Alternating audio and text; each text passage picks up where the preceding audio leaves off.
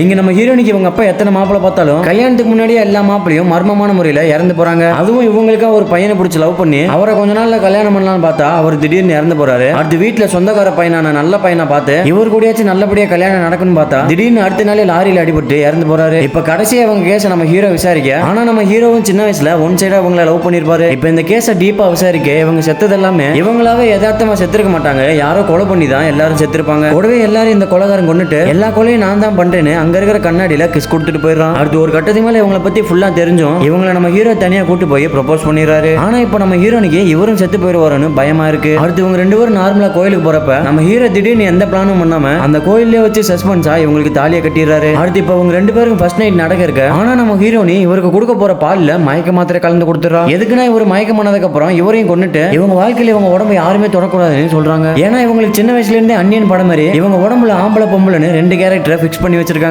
இப்ப இவங்க நினைச்சிட்டு இருக்க ஆம்பளை கேரக்டர் தான் உண்மையிலேயே இவங்களை லவ் பண்றாங்க மாதிரி மத்தவங்க யாராச்சும் அவங்க அனுமதி இல்லாம உடம்ப தொட்டா இவங்களுக்கே தெரியாம அந்த ஆம்பளை கேரக்டர் வெளியில வந்து எல்லாரையும் கொல்ல ஆரம்பிக்குது. கடைசியில இதெல்லாம் தெரிஞ்சுதான் நம்ம ஹீரோவை கல்யாணம் பண்ணி இவன் நினைக்கிற ரெண்டு கேரக்டர்ல கடைசியில ஒன்னு அழிச்சிடுறாரு.